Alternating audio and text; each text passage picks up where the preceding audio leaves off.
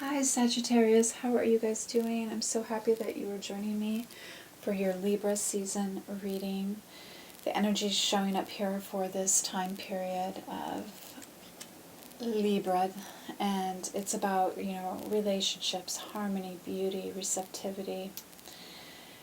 And outside of just the monthly readings I've been doing, I have got so many messages concerning the divine feminine energy, this Venusian energy, which I really see Librans as the showcase sign for. So I have no idea what's going to come out in your reading, but maybe some of those messages will occur further here.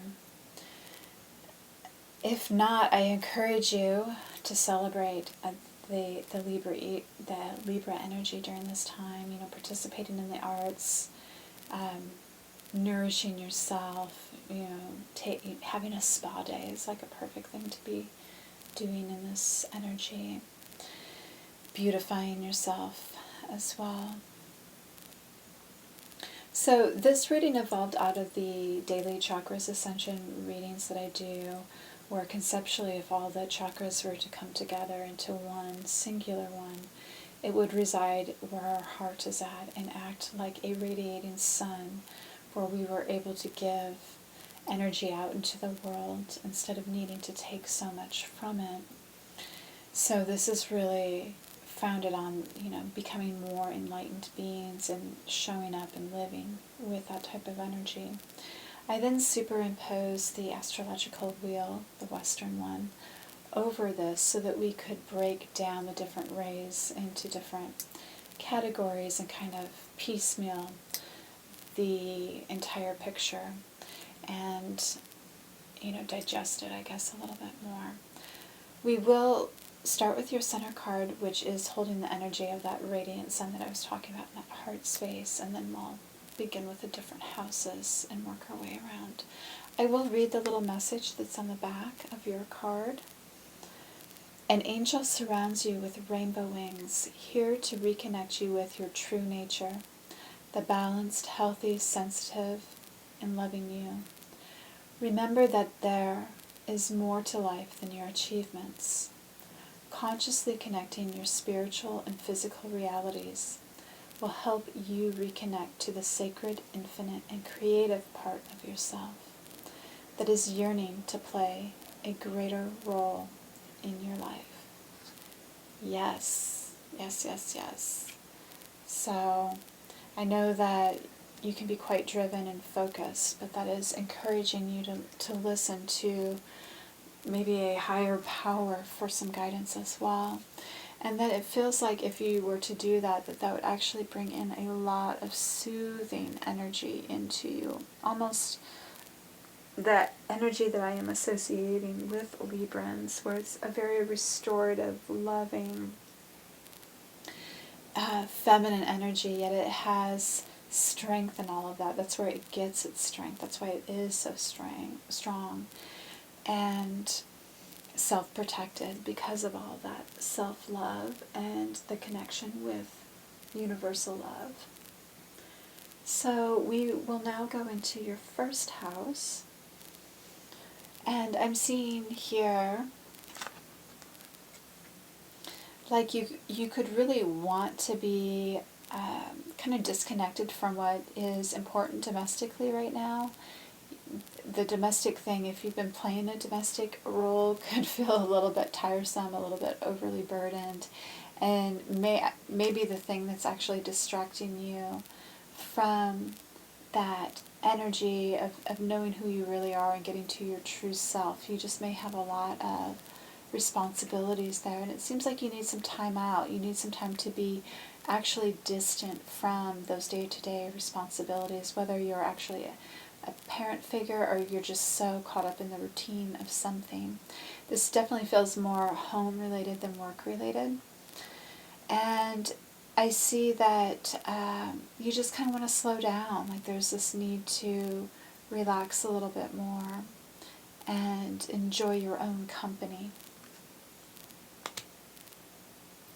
Now looking at your second house, of value. I do see that there is just a lot of communication around you, a lot of things that are, in process, that are like you couldn't stop them right now, and that you're part of that, and you're involved with that, and you may even be a leader in that. You may be helping to generate a lot of this activity that I see showing up.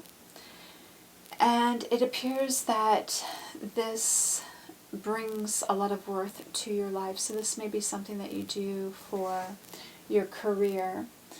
I get some teacher energy off of this, wisdom energy, leadership energy going on here.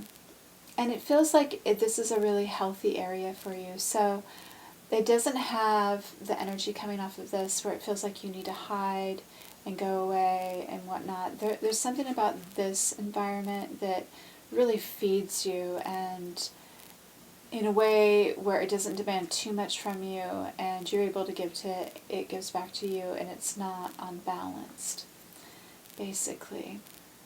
And there are rewards involved here.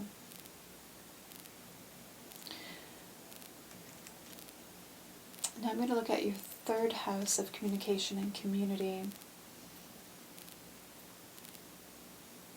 Again, this feels busy.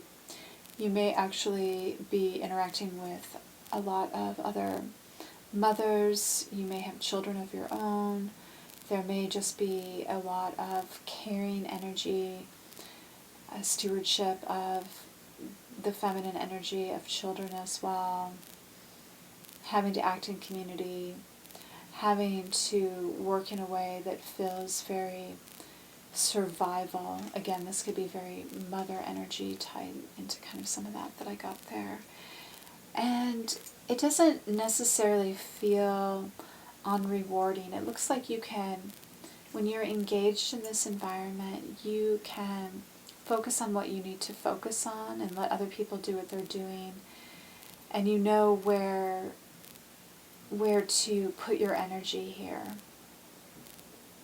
And so it doesn't feel dysfunctional at all. It's actually kind of enchanting to witness here and to see that, there can be these sort of individual functions that are interrelated going on in this collective group. And there's a sort of harmony and quietness to it that just is allowing life to be what life is. Yet I could see that because of this, and because of this, these two realms are quite demanding and, active. And so, when it comes to just you being you, there could be some need for just a little downtime. And again, as we go into your home and family, we just have a lot of activity. It doesn't feel bad, but it feels busy, it feels lively, and it feels wonderful. Like you're not, feeling that this is something that you want to get rid of, that you want to release, or that you want to be apart from. But I don't necessarily see you as part of this, so there just may be a lot of activity going on around you in your home. You may actually, you may be a parent, you may have children, they may have a lot of friends, and they just may have a lot of group activities that they need to be part of. So this could yet be, another thing that needs your attention here. And it could actually be, taking precedence over this quiet family space that you could have, this more domestic space. It could just be, like the community is now in your home type of feeling here. So we are looking now at your fifth house. This is where you are sort of on the world stage, where you're presenting your power and you're getting feedback on what type of respect it can cultivate. And I see you here sort of in the energy that I'm seeing here, like you don't feel overwhelmed, you feel relaxed, and you feel, I get the sense that you really enjoy what it is that you're doing. If you have a career or something that you're functioning in, it seems to be you seem to be connected with it emotionally in a way that is bringing you a sense of contentment. And I do think that it's stimulating your intellectual space as well. You may be involved with this at nighttime too, or there may be something in the nighttime that you find more intellectually stimulating to be involved with as compared to a daytime activity that you're involved with that you do love, but maybe you don't find it overly stimulating. So you may kind of be moonlighting. You may have a couple projects going on, a couple roles that you're playing, and it feels like this is necessary, like for you to really be in who you are completely, that both of these realms need to be indulged. Now we're going to look at your 6th house of really where you are showing up as far as your health and routine.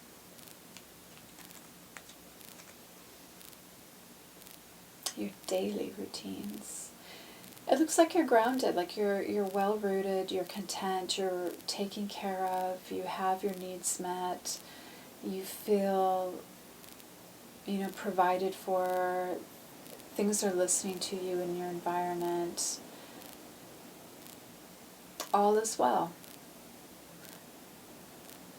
Yeah, there is a feeling of contentment here. And it feels like you may be feeding yourself in a way that helps create that contentment, like you understand the power of good nutrition, that it does so much for your mental health. It keeps your mind strong, and your thoughts healthy, your body strong, and it provides a sense of well-being overall for you. Now I'm going to look at your house of relationships and harmony, the Libra energy. And here I get a sense that you feel maybe a little defensive. You feel, kind of backed up against a wall, and you're trying to step away. I do get a lot of observing energy too. Instead of like fully engaged, there's just a lot of watching and observing and not, necessarily participating. And again, I get this in this area as well. I get a tinge of resentment going on here, and almost like a bitterness, as if you're witnessing something that isn't entirely what you see serving you, and it's concerning your highest good, your kind of the energy that's going on here where you could ultimately develop. So you may be kind of just analyzing something that's going on around you and saying to yourself, is this serving my best good? And if I want to serve my best good, what do I need to do? Like, there could be things that are going on and functioning, everything's fine, but really is this, given the life that I have, am I in my true purpose? Am I doing what I really need to be doing during the time that I'm here? So it almost has like that midlife crisis energy where you're kind of second guessing or questioning the quality of your life and your purpose and what you're actually doing. Even if things are going along fine, is this really, what you're meant to be experiencing in your life? Now I'm going to look at the house of depth and secrets and really, going deep, all things that are hidden.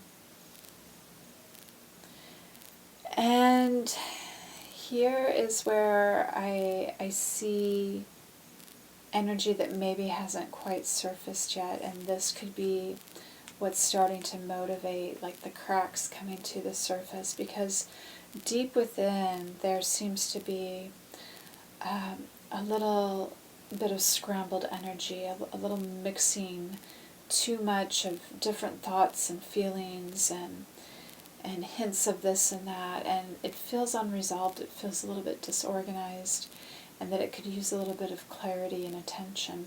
So I encourage you to do some journaling work, to really work with, if you can work with psychology as well, anything that challenges you to kind of uncover what's below the surface and get at desires. And these could also be surrounding the inner child, so you may also want to do some reflection back to what you really enjoyed doing as a child and other sort of interests that you have that you may have kind of put away because you just are so busy with other things that you can't give them their attention. But whatever this energy is, it feels like it wants to be natural, like it is natural to you.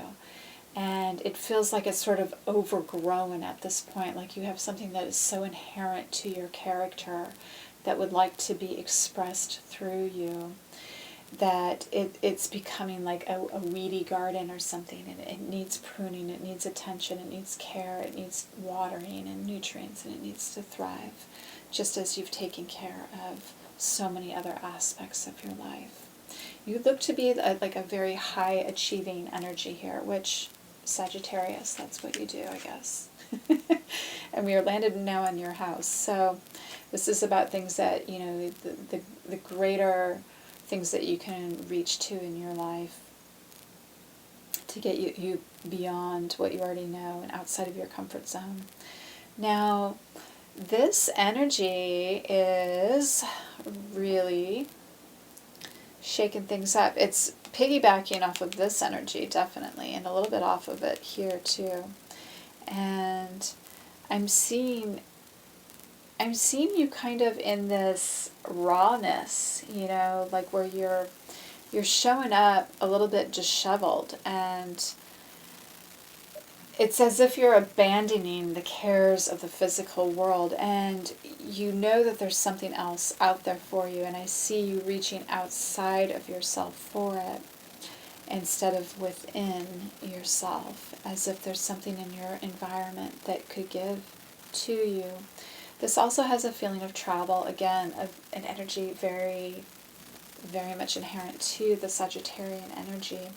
So you may be feeling, you know, with all of the travel restrictions and everything and just what we've been experiencing collectively, you may be feeling a little bit miffed and disgruntled and locked out of something that feels very normal for you to do and to experience, and that you just can't really, you know, live in that. You know, like there's this almost this death energy around this this idea of travel, and I think for a Sagittarian that this can be a very brutal, harsh reality to be denied something that is so essential to how you are in the world.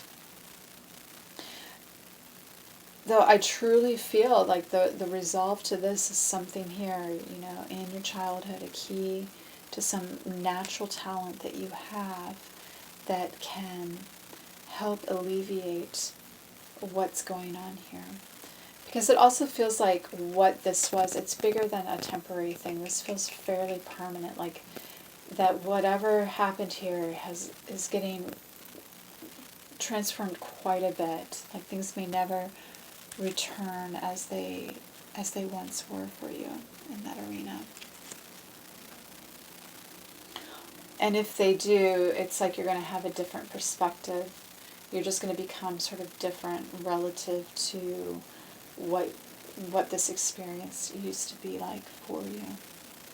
Now I'm looking at your 10th house, which is really the ultimate achievement that you can obtain in the public sphere and the legacy that you're capable of leaving.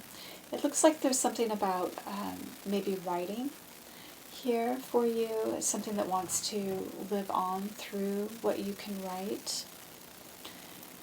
That feels, you know, very genuine, very precious, that people will preserve after you have done it. So maybe there's some type of, if not writing, activity related to writing, to self-expression or the expression of ideas. And yeah, I just really get that there is something that you have that will be preserved, that will be archived, that wants to be protected. And if it's not your own work, you may be doing this for other people. You may be participating in activities that help preserve things for future generations.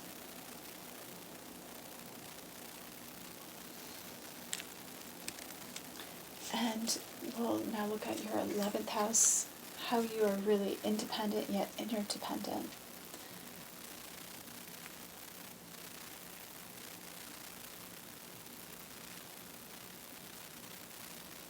I'm seeing here that you really get, reality in its wholeness, like you understand the big picture and how you can break the big picture down, but you're very good at looking holistically at what's going on and how all the parts work together, and really dealing well with not only reality as it appears, but the subtext, the metaphorical meaning that can come through reality, and even beyond that, how to take something like the expectation of something and make it so much more than what you ever thought was possible. There's an element of profundity coming through here.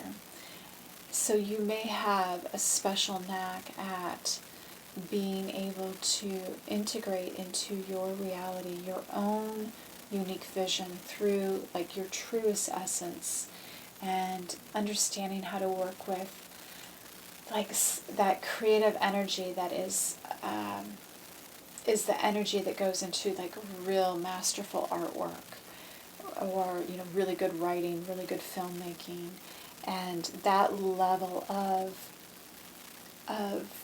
fundamental just getting it type of energy that can build a reality that although at once it's sort of normal, we get it, there's like that, the art of it comes through where we are able collectively through your unique presentation to see it in a whole new way, taking the mundane and making it seem in a way almost supernatural or something. It's really special. So I highly encourage you, if you are prone to work with anything like that, any type of activity that can get you there, to do work at that, as I feel like it will benefit a lot of people. And now I'm looking at the house of self-transcendence here.